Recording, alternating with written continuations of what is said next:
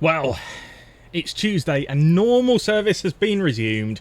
Mr. D is back to take you through some GT4 action. Welcome to oNiD Racing, the home of, well, just epic racing, really. Let's put it that way.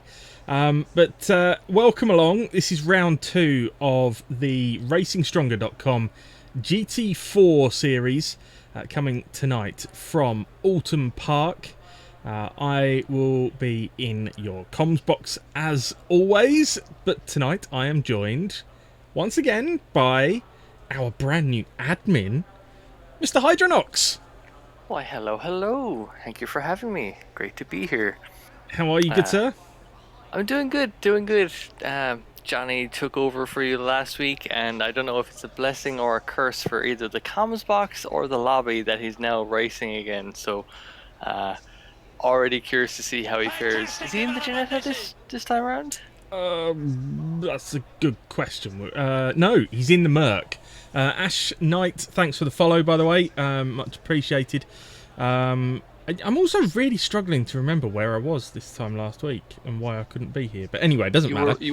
I believe you were with D Family. Oh, I was with the family. Yes, you're absolutely. Oh, that's right. Well, I'm glad you remember my life better than I do. I had plenty to think about when Johnny was taking us through a fantastic round 1 at Imola this time last week, and I think we're in for a very different yet exciting race at Oulton Park. There has been some stupidly quick times going through in the practice session, and I can't wait to see how the lads trickle down through this 20 minutes of qualifying that we have ahead of us. And it looks pretty close in practice as well, doesn't it? So we could be in for an absolute humdinger, because I know that that we got a Dendy double last week, but I wonder if we can get similar tonight, or whether it's all going to be a bit closer. What do you reckon? I reckon, so round 1 last week at Imola, Dendy was chugging it around, and he ended up kind of going off track slightly.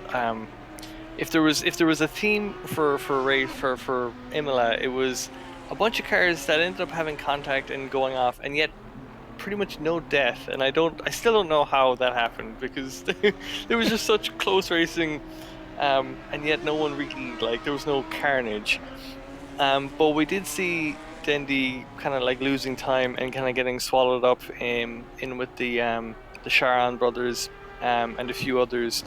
So I think a track like Oulton is going to punish quite a bit more than Imola.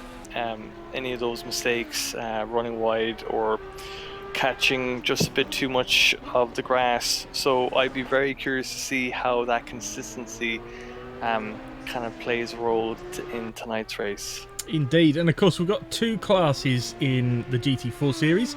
So what you're seeing right now is the qualifying session for the AM class. So those that have got a red box next to their name, they are in the AM class here, and those that do not are in the Pro class. So qualifying is split.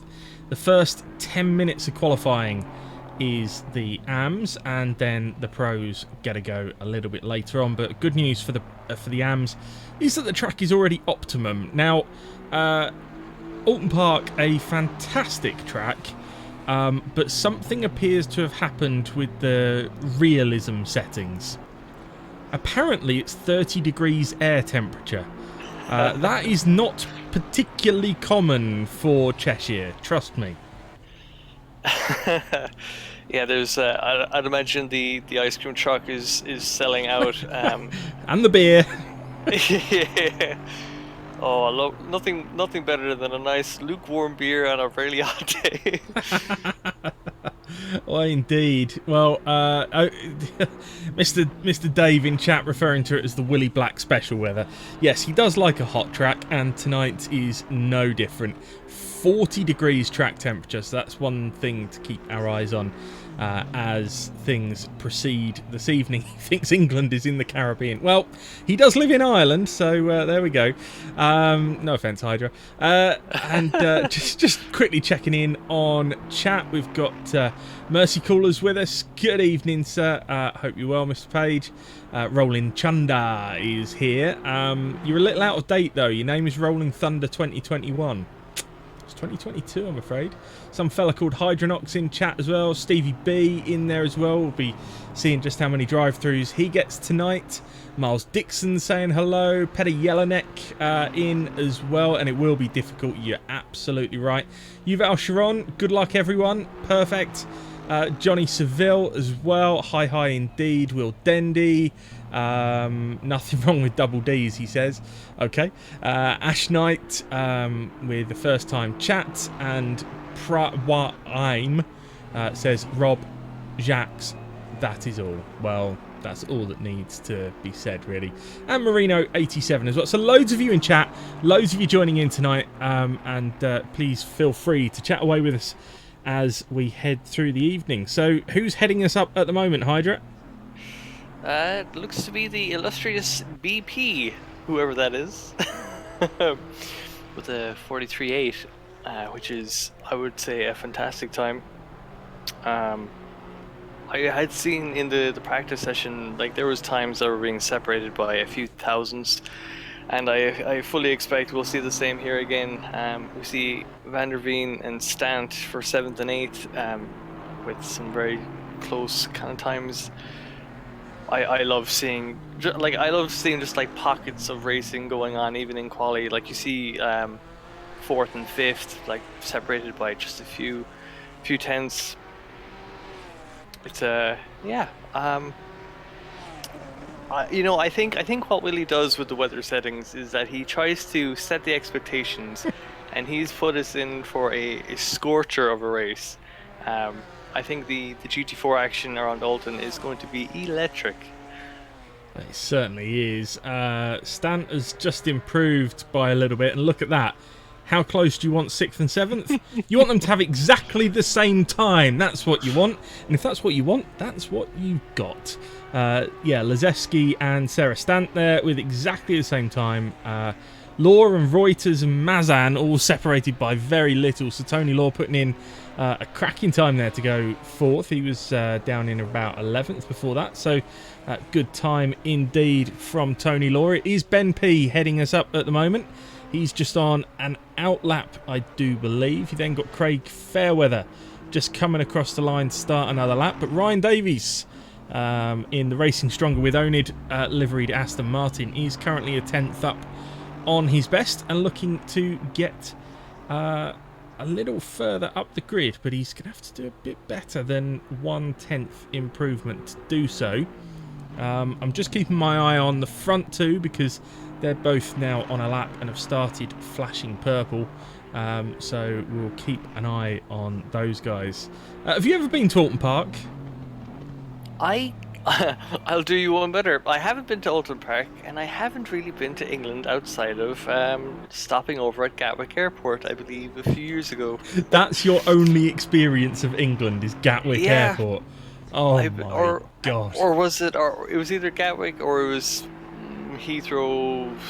One of the Heathrows or one of those London airports. Yeah, he's made it loads better. Yeah. It is on my bucket list to go over. It's funny, like, not personal story really, but like, so the missus is I got her mad into F1 over the last few years. So like we're keen to go, try and get to a Grand Prix someday. But then in the meantime, it's just like, look at this Goodwood Festival of Speed that's been going on this last weekend. That's pretty cool. And she's like, you know what? You're kind of selling me on it. I'm like, sure.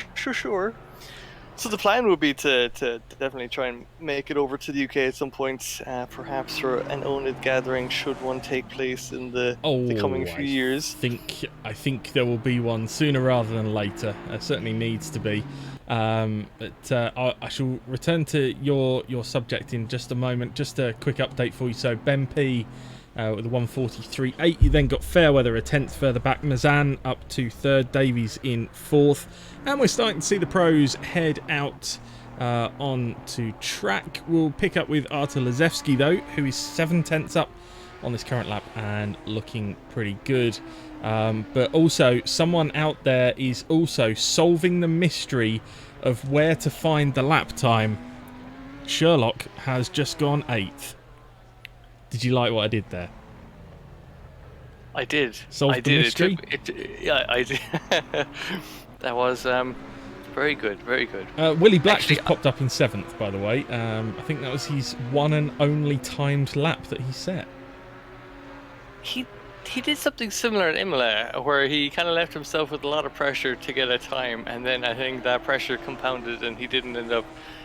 So I think that's our only real change in terms of the rankings or the classifications from last week, is that Willie now running in the AMS, which I suppose is more comfortable for him because he's in the middle of that pack. And so yeah, he definitely kind of gave himself a lot of pressure to get a clean lap in, because I think when he was like running around Imola, he was like getting off tracks and just kind of really compiling and compounding the pressure on himself to do well. But we have a few cars. A lovely slide coming out of that last corner. 2/10 up, so moves him up to 7th.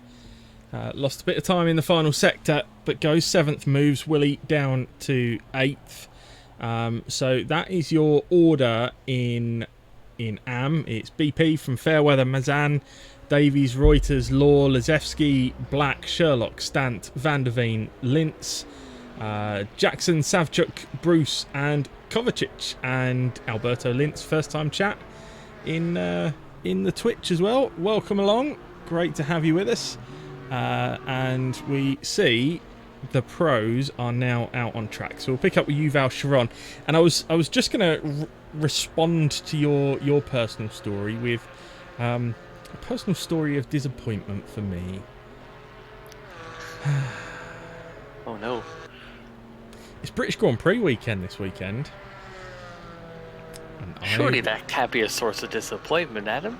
It is, because I won't be there. We left it too late this year, and it was sold out.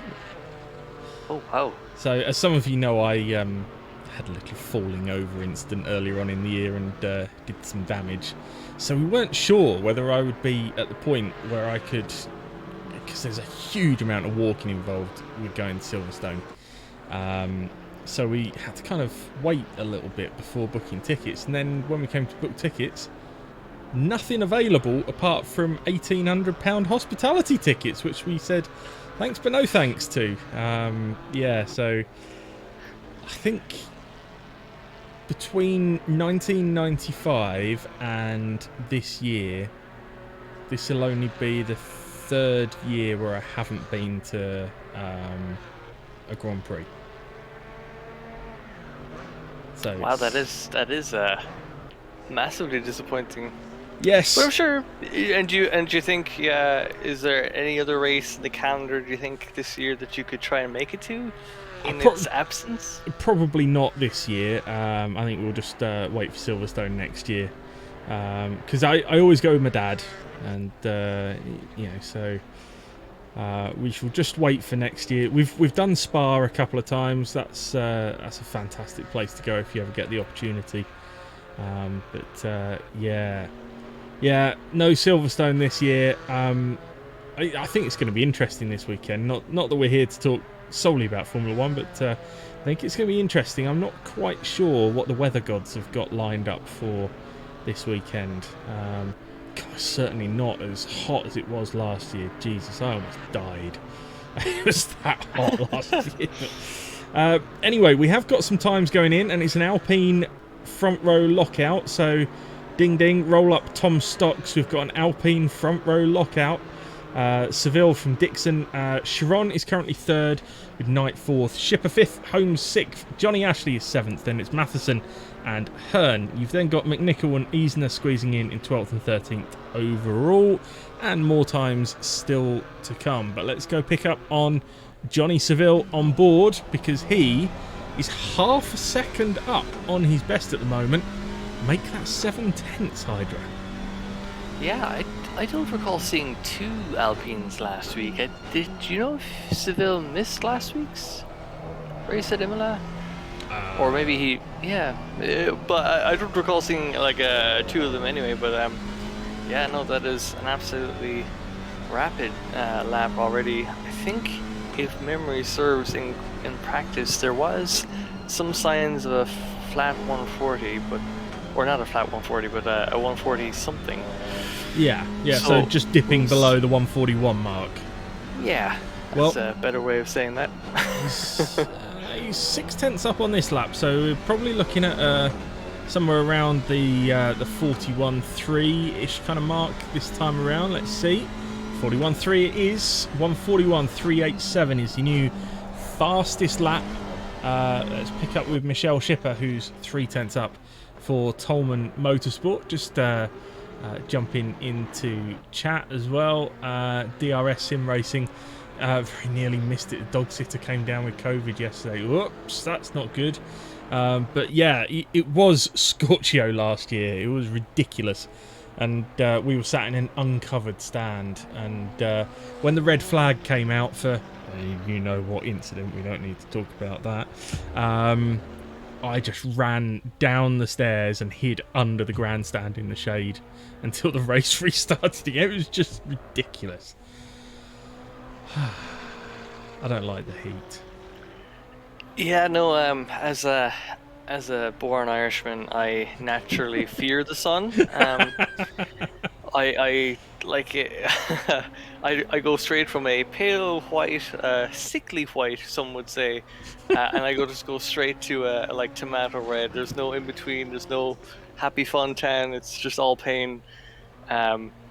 So yeah, the thought of going to Oulton Park with the 30 degrees, would be that would be a tough one. I was watching the GT3 racing at Snetterton over the weekend alongside the Goodwood stuff, and I realized that there's a driver in GT3 who is perhaps my favorite driver of all time, probably because of the oNiD connection. And can you think who that driver could be? Does anyone in chat have any idea? If I was to like a driver in GT3 because of an oNiD connection, who might that be? I know of a GT4 driver you might like because of an oNiD connection. And actually, he hasn't set a lap time yet, has he? I don't believe he has.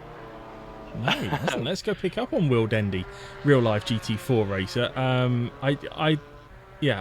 don't know the GT3 driver that you're referring to. There's a GT3 driver whose name is Johnny Adam. That is fantastic. Oh dear. Has he got an alter ego, Adam Johnny? I certainly hope not.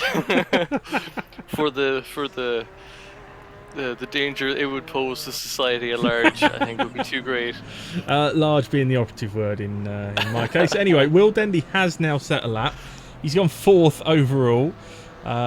So there we go. That's not quite where we would expect Will to be. 1.1 off of the pace of the Pulse Sim Sport guys.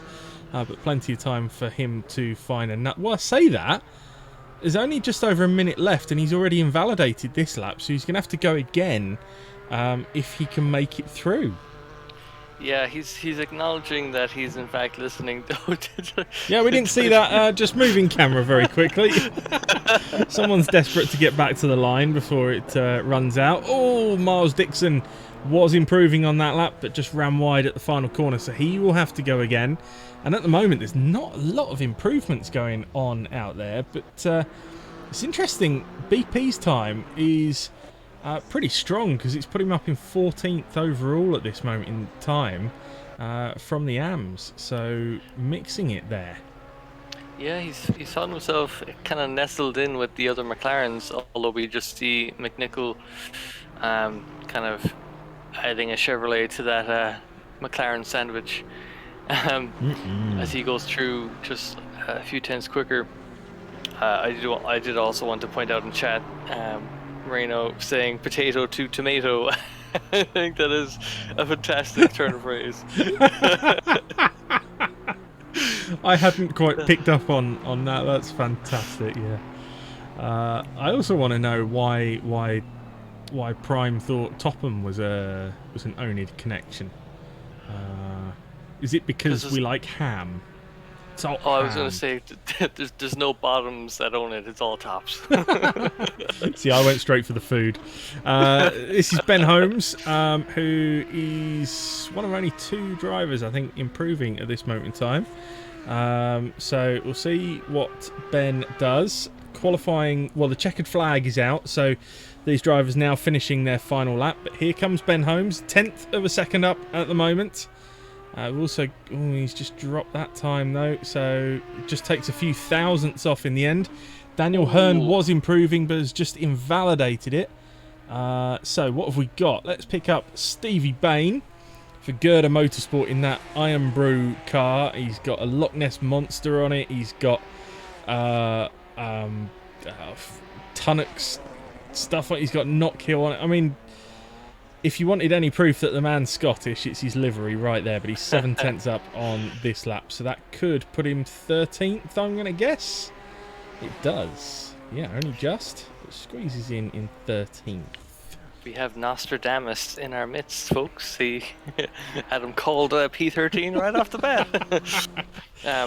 But yeah, no, it's I love seeing all these liveries.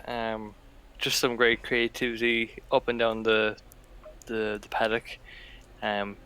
Although having said that, I do wish I don't know. That's the Seville and Dixon teaming. I do like highly individual cars. The team ones I do like to see when they run on a pack. But beyond that, I'm like I get easily confused with drivers. So I like the bombastic, very different liveries. Mr. Bombastic. Indeed. What a classic. Yeah, because I'm just trying to determine how you can tell those 2 cars apart, and I can't see that there is a way. Well, one of them has the word Seville up above it, and then the other. Oh, you need him, don't you? You just need him. Yeah. No, you're right. They've actually given me the keys to own it, and that's the problem, you guys. Indeed. Well, I like a bit of 2x2, and we've got 2 Alpines and then 2 Porsches. So it's Seville from Dixon is your front row, and then it's Knight and Dendy. So Dendy, who took the double Dendy last week, down in 4th. Are we going to see him fight through, or is this a straight fight between the Pulse boys, do you reckon? Man, yeah, this is going to be very interesting, because Oulton lap 1 always going to be a bit of fun going into turn 1 anyway. I would imagine Dixon and Seville are going to be fairly tidy, just out of consideration for each other's races anyway. But beyond that, I feel like there could be a lot of scrapping. Those Porsches are quick. Shipper in the McLaren would be one to watch out for as well. He's right up there. But yeah, no, I couldn't call it in any direction. I'd imagine Dendy should make up some time, but his qualifying pace didn't look to be too reflective of that. No, it's going to be an interesting race, I think. Oulton Park always creates some action. It's tight, it's twisty, it's a perfect GT4 track. There's lots of sausage curbs for everyone to ride and have fun with as we head off on the very short formation, which also can create its own issues with GT4 cars not having any tyre warmers. So watch out for them down into turn 1. We did have a car, I think, not ready up. Just I saw it in the rearview mirror of that car that we were on. Yeah. Very quickly, call your winner. I'm gonna go. I'll go for Knight. Okay, I go with Seville. Here we go then. We're waiting for the green light, and there it is. We are off racing. So Seville, the one on the inside of the corner, and Dixon to the outside. But Seville holds that place. Dendy looks for a move around the outside of Knight, but can't quite get through and actually gets bumped out wide, and he's now under some pressure from Michelle Schipper, but Schipper's under pressure himself from Matheson, and Matheson gets up the inside there. Dendy up into third as well, so a change for third. You can just see Will's black Porsche has moved into third, and then Schipper has lost out to, it was actually Chiron that got ahead of Schipper, not Matheson, as I said, and Chiron and Schipper just touching on their way into Shell Oil's hairpin. The front two pretty close together though. Yeah, they're absolutely hammer and tongs right off the bat. I did see Will Dendy's move onto the inside of the left-hander coming back onto that straight. Very great move to just chuck it into the inside, and was able to make the move very clean. A lot of action up and down the field though. Certainly is. Let's stick with our leaders. So what Jonathan Seville is doing on this first lap is just making sure that he removes every single bollard as he goes round. I've seen a fair few get knocked already, so he obviously doesn't want those there, and has made it his mission. But as Parkin says in chat, it was a great move by Dendy. Puts him third, keeps him in the mix with those front two. Yeah, and I'm just reminded of a chat we had before we went live where I would just love a static camera on that hairpin and just see how many cars kind of navigate that the tire barriers. I don't think we've had any offs so far. At the moment, it seems like it's all been fairly tidy.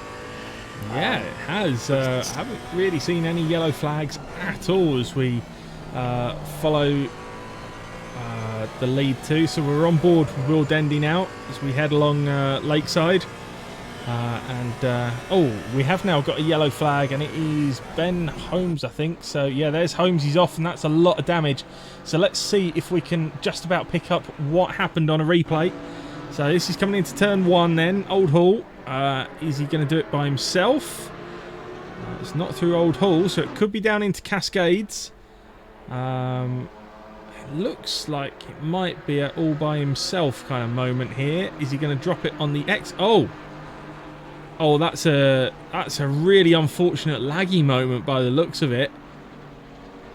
Did you see that replay? I did, and it looked like a demon sprung forth from the ground itself and just like uppercut the Audi into the green. That was massively unfortunate. It didn't even look like lag. It just looked like as if there was a very large immovable object on the inside curb. Yeah, we'll just keep our... We've got another incident here, so just going to pick up a replay of this just in case there's something funny going on. There has been all kinds of issues with ACC servers over the past week or so. But I don't know whether McNichol does something all by himself. No, Ben P spins in front of him. How unfortunate.